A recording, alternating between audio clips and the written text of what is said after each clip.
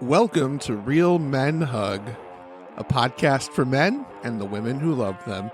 I'm Ben. And I'm Jim. Welcome to the show. Welcome to the show. Did you forget your line? I was trying to remember if that was something I said or you said. No, that's fair. It's a poignant thing to say, welcome to the show. We're talking about friends today. Jim, you're my friend. You're my friend.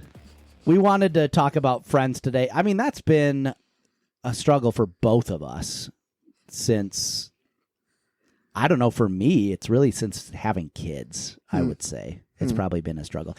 To some extent after college, but I was kind of fortunate that I stuck around because I worked at the college.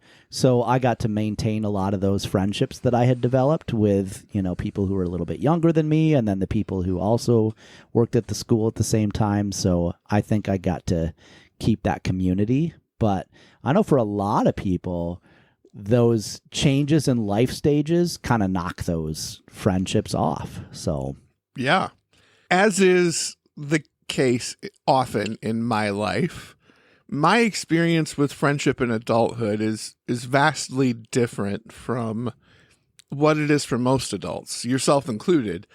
You were just talking about how difficult it's been in adulthood for friendship. But for me, in my experience, I had the most trouble with friendship in my early days, like middle school, probably even earlier than that, but middle school was insanely difficult. I did not have more than maybe one or two friends that I could actually count on as friends. And then I went from that environment into high school.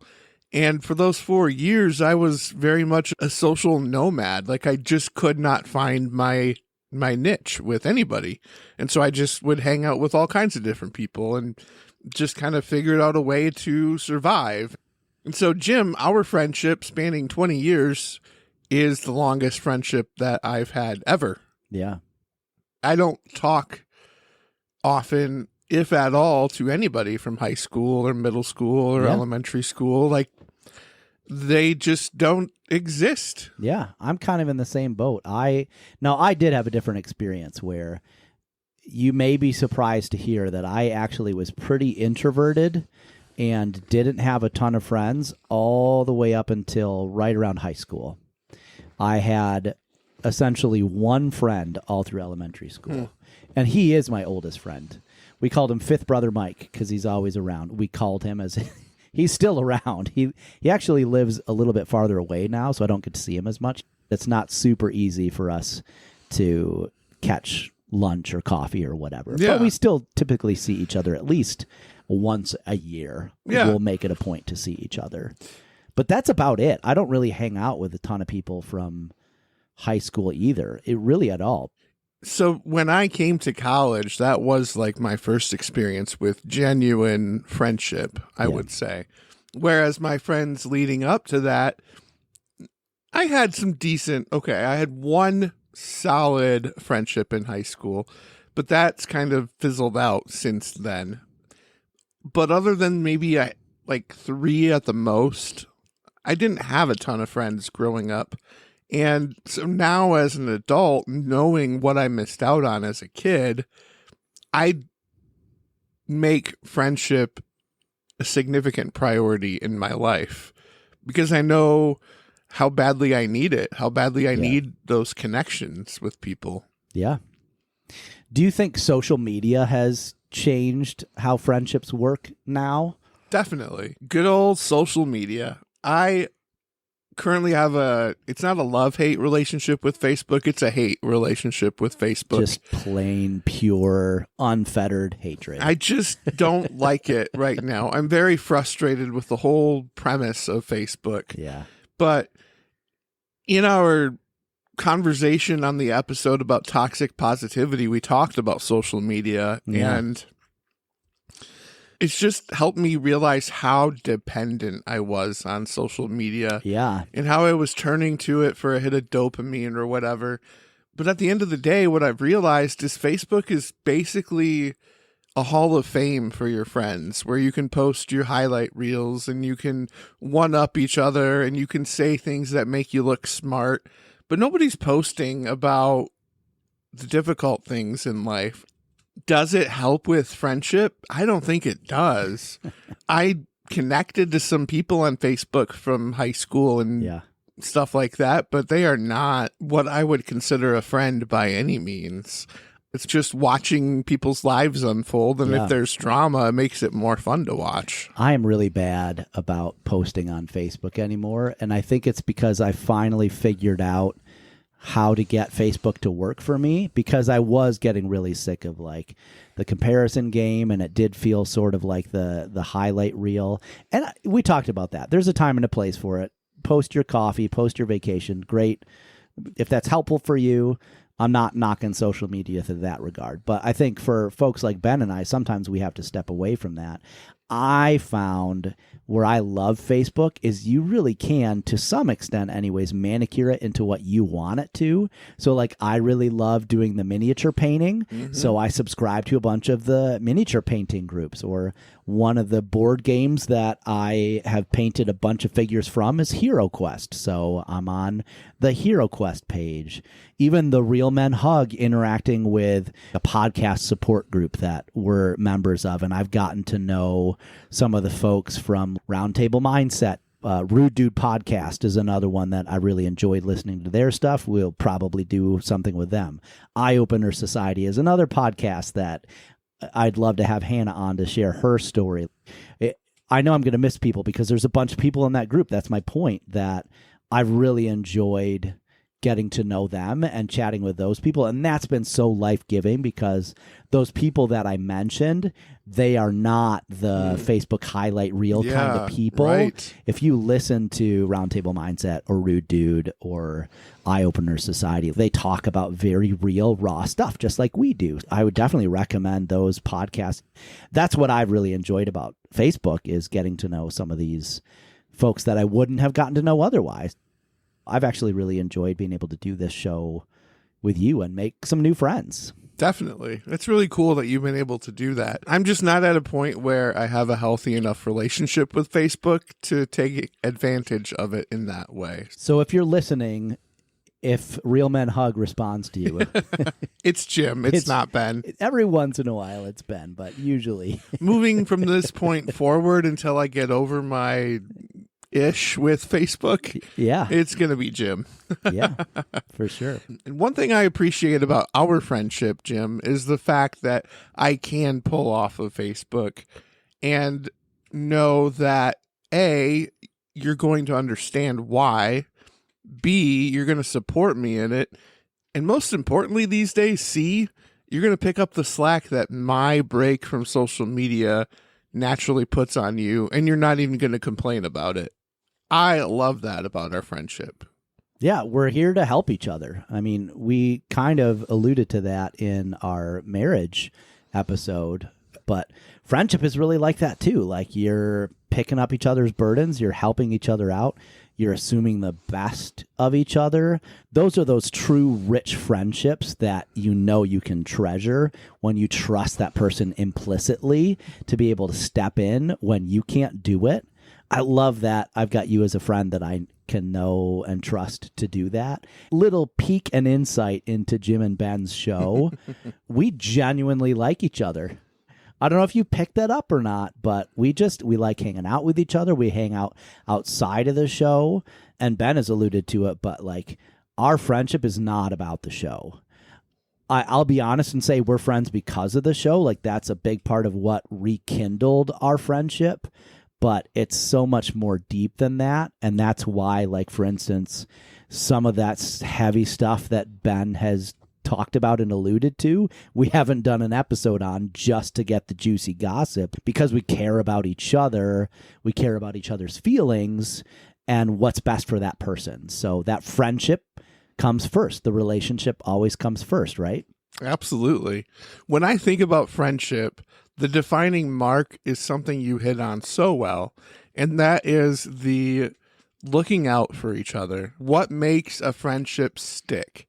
In every friendship I can think of, it's that element of somebody having your back, thinking the best about you, and wanting the best for you as well. Yeah. It's really hard to maintain friendship if those things aren't in place. Yeah.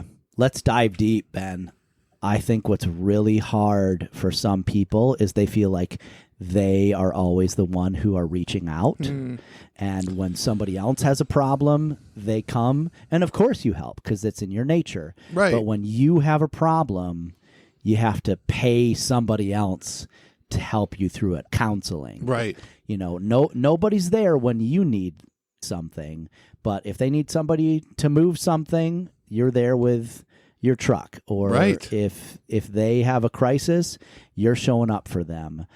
If it weren't for you, shoot, I would be in a similar position where it's like, who do you go to that actually cares about me and is not just using me for what they can get out of the friendship? Yeah. Oh, yeah. You know what I mean? Absolutely. I have had friendships like that where it was based on what I could do for the other person. Yeah. And I used to think that it was selfish for me to look out for myself and to be frustrated with that person. I would think that I should just go with it. Maybe in this season of life, they just need more than they can give. But when I stepped back and looked at some of those friendships, what I realized was our entire relationship was built on what I could give and what they could take. And that's a super toxic type of friendship to have. I've had friends like that for sure, where we always had to go to their place. They weren't coming to our place, and it was always what they wanted to do based on their schedule. I've had those friendships where you have to put in all of that work, and there's just no grace. There's no flexibility. Here's the deal. It's really easy to be friends when you live that, I call it that #blessed life. Like, when you live in deep privilege and you've got endless amounts of money and time, and you've got somebody, hey, you guys want to fly out to Disney this year? That'd be so fun with our families. Right. And not knocking that. If you can do it, awesome. I'm glad that you can. But what if you lose your job and you can't afford to go to Disney? Mm-hmm. You kind of have a tendency to go without them. And you find somebody who can, like that broken person who lost their job, who lost their kid, who lost their spouse. They need something from you, and now you don't show up because honestly, you weren't really their friend. You were using them for that fun of experience. Let me restate it. There are degrees of friendship. Sure. Yes. You don't know what it's like to be anything other than a shallow friend. There are people that you enjoy their company. You will go out and you'll have lunch with them and you'll have fun and you appreciate that part of their aspect. But when shit gets real, you're out.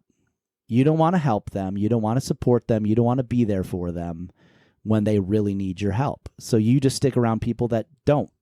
If you run away from anybody who has any level of brokenness, you might want to have a certain level of introspection. Is it that person is needy, or is it that you're incapable of meeting somebody in their need? Are you the problem, or are they the problem? One aspect that makes all of what you just talked about so challenging is the fact that in life there are different phases, and the people that we choose to associate ourselves with, they're not necessarily going to be at the same phase of life that we are. Sure. Take, for example, your parenting experience. Though you've been married longer, your kids are quite a bit younger than my kids. So in our friendship, you don't have the experience of having teenagers. Right. There's just some things that you won't be able to relate to, but that's okay because we have so much other things that we can relate to on. But if the friend is in a different stage of life and they've not had nearly the amount of shared experiences that you and I have, I can definitely see how that friendship might suffer and struggle. One way I see that happen a lot is when people get married and when people have kids, or not get married and not have kids. That seems to be one of the biggest deal breakers for friendships. That's a stage of life thing that once you have kids, it's the rare person that can still maintain those friendships. Because when especially the littles, man, especially my littles. Don't get me started. To my oldest son, if he's listening to this podcast, hopefully not until he's in his late 20s or early 30s, just know, with love, you were the toughest kid. And to my oldest son, if he's listening to this podcast, hopefully not until he's in his late 20s or early 30s, just know, with love, you were the toughest kid.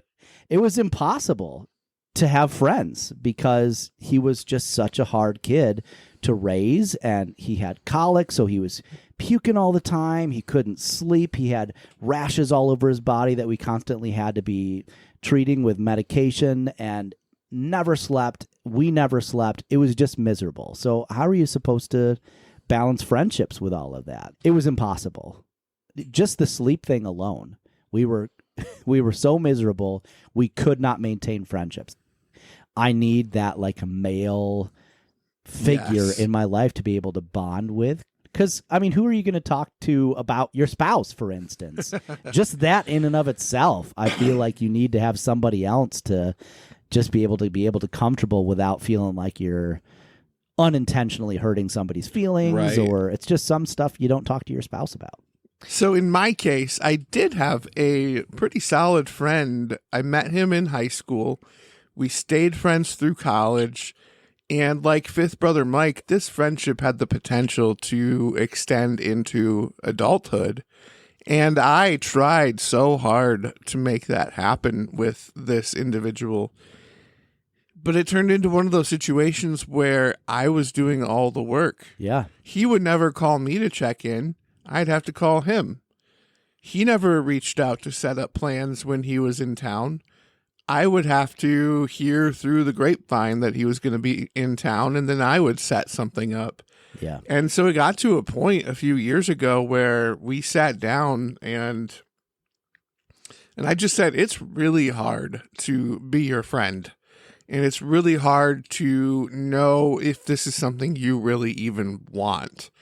And he just acknowledged that he was jealous of how easily I found work after college and how easily I was able to go to Cornerstone for 4 consecutive years where he struggled. Honestly, he was far more financially savvy than I ever was at that age. He chose to take the slow route and pay for his schooling as he went. Because I chose to take on student loans, which I will never do again, I finished on time and he didn't. And he felt like I outpaced him in life and that he fell behind. And I never felt that way. Sure. But he was jealous of me for many years. And it was that jealousy and that frustration with how his life turned out in comparison to mine that really made it hard for our friendship to survive. Yeah.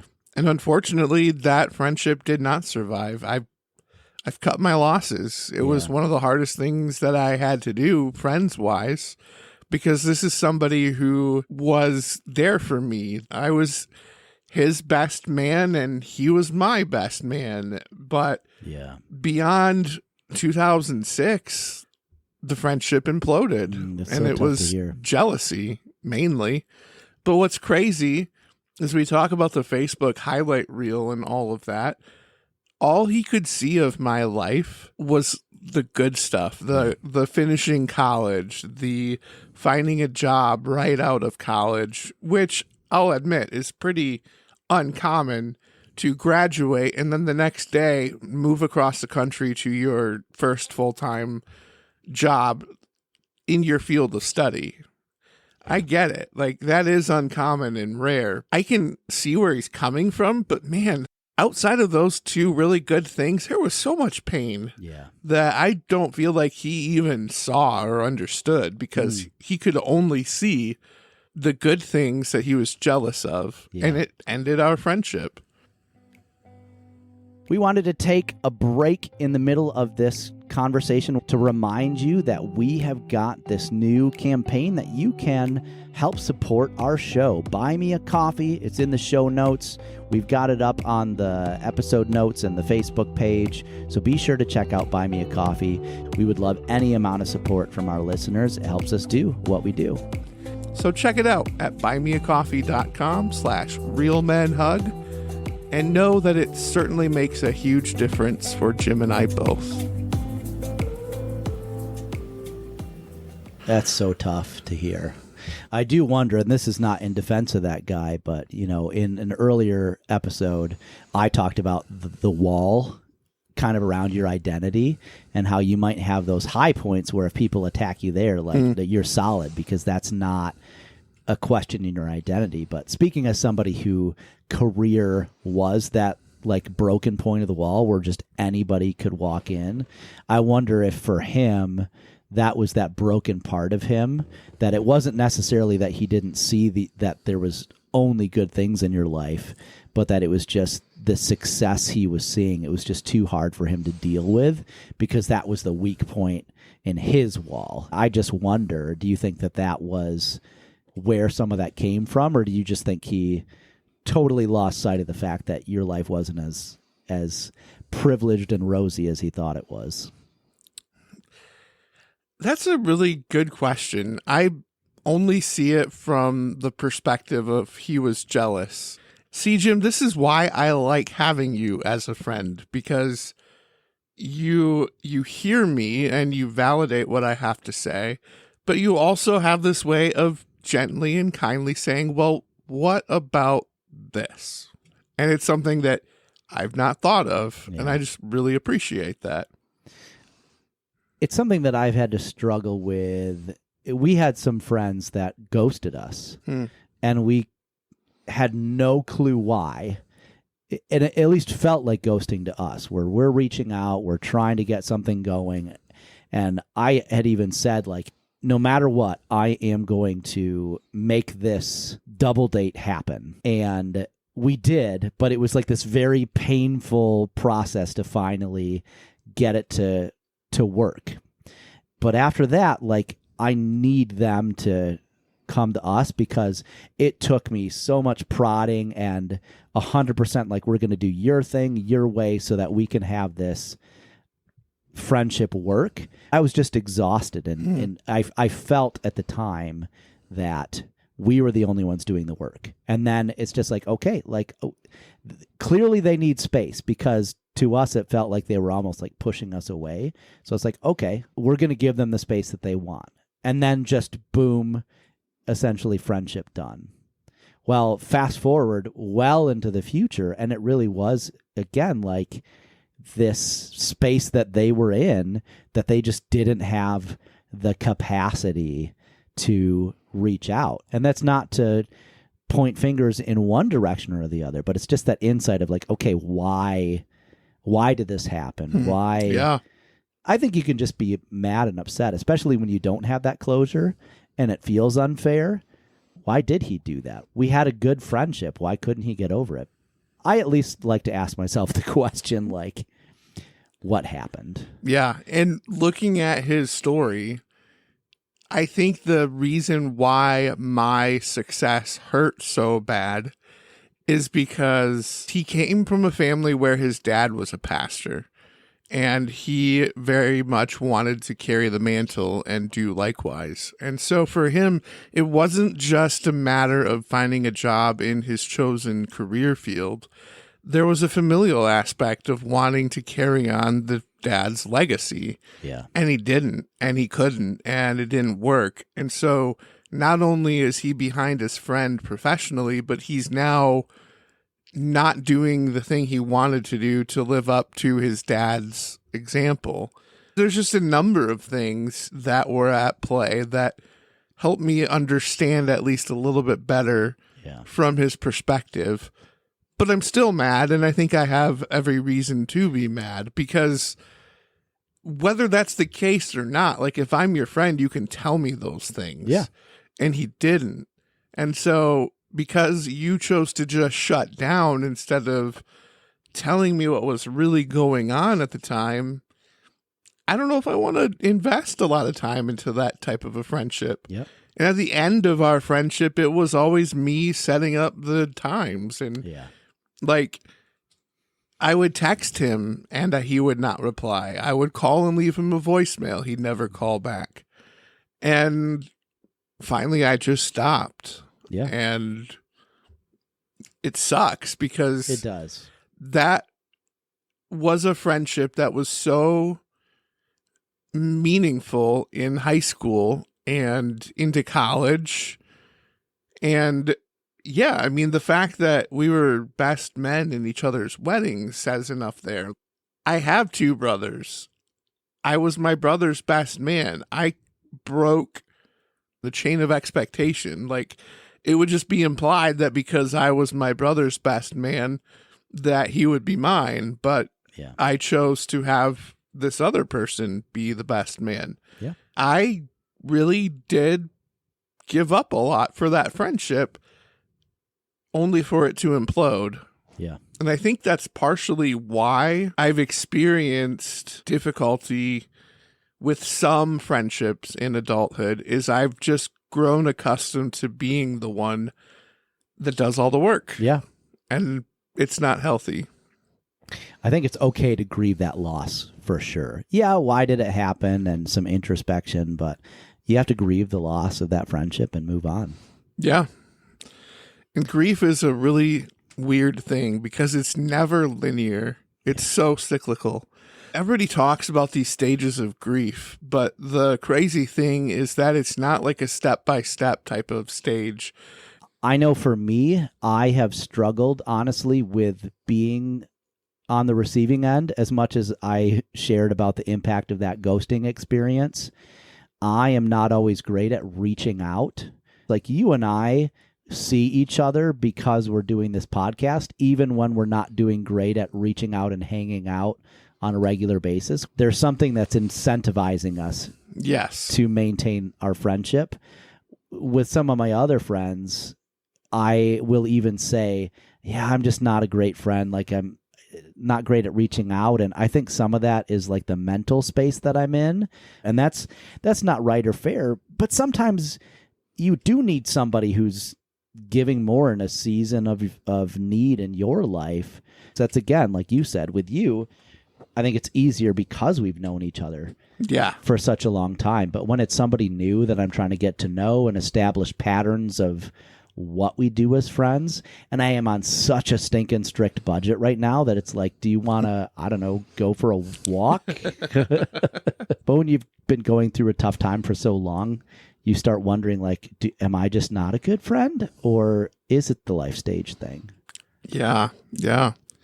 With the stage of life, I find myself in a weird spot where I am coming up on 40, and typically my friends who are in my age bracket, you included, they have kids that are much younger than my kids. And so I've just had to grow to accept that they're not going to be available during the hours that I might be available, or they have commitments on some weekday evenings because of their kids' school activities or otherwise. And I'm past the 4th grade choir concert on Tuesday night type of lifestyle. It's a very different place to be. And so something that I'm having to remind myself of, we started our family fairly early and our kids are now in their teens. It does make the friendship element a bit more tricky. And I find myself needing to give more grace to my friends that do have younger kids. Sure. I'm just grateful that they make time for me at all, because I remember having kids that were young. It is exhausting. I did not start drinking coffee until I had a young kid. Like, that was my first exposure to the dependence on caffeine to get me through the day, because having a kid was rough. It's tough. Oh my gosh, it's tough. And that's just it. Like, even if there isn't anything planned, when you have young kids, you're just too tired to even go out and do anything. Yeah. So I get that. But it also makes friendship difficult. For as much as you give me and how you find ways to pick up my slack, I am sometimes frustrated that it's such a scheduling nightmare to find time with Jim sometimes. Yeah. But I get it because it's just the stage that you're in. So stages can make or break a friendship is really what I'm getting at the end of the day. Yeah. When you're going through hard stuff, transitions in your life, I think of people even like maybe they're getting their doctorate or they got in a brand new career where they're going through this educational, or you have a brand new kid, or your parents are dying and you're having to deal with all of that kind of stuff that comes with that. It's tough to maintain friendships with that. So sometimes you do need those friends who stick around, who are willing to put in more of the effort. I think, you need to have patience and forgiveness, and finding your people is just so important that I think if you find somebody that you click with and that you have a good relationship with, you have to be willing to fight for that friendship and be honest about what's frustrating you and any shortcomings you might have, because I think it's worth fighting for those friendships. And for those of you who have young kids, you got to give yourself some grace too, because you just aren't going to have friends. Like if you had friends when you had young kids, I am so happy for you. And I know that it is possible, but for an awful lot of us, it just wasn't a reality. And so if that is you and you're in that stage, it's a normal thing to not have friends. So give yourself some slack, and it's okay when you're seeing some of those other people. That goes back to that social media thing. I think part of our angst is we see other people, and it's like, okay, first of all, you saw the one time that couple hung out with somebody because they took a picture of it and put it on Facebook. Otherwise, they are in the same boat as you. They haven't been hanging out with anybody. So put that jealousy aside, because raising young kids is just about survival. Yeah. And also to that person that didn't get married or didn't have kids, it's same thing. You're surviving that stage.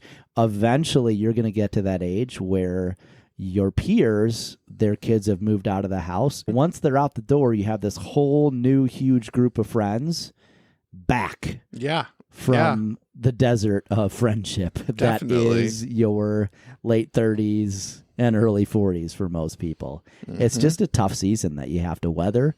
I see the boomers out there having fun, so I assume yes. I assume us millennials are going to get there too.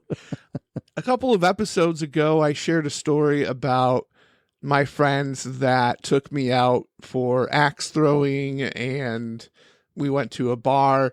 And I just was talking about how it was a really hard time in life. And they totally rallied and said, hey, we're going to plan a night of fun stuff. Yeah. Sounds like you need that. Well, I thought it was appropriate to reach out to them because they also have young kids.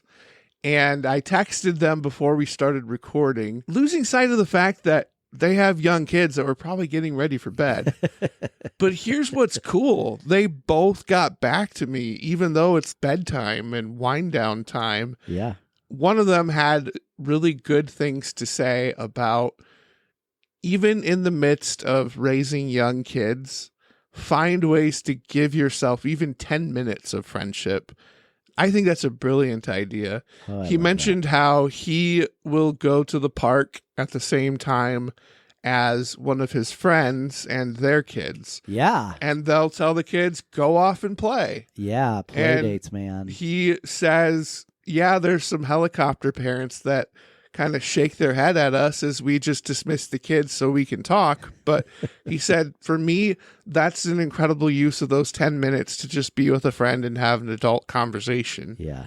So there's little things like that you can do if you are in that boat of needing friendship, but also needing to be present with your kids. Yeah. So, Aaron, thanks for that bit of wisdom, even though it was shared at bedtime. That's pretty incredible.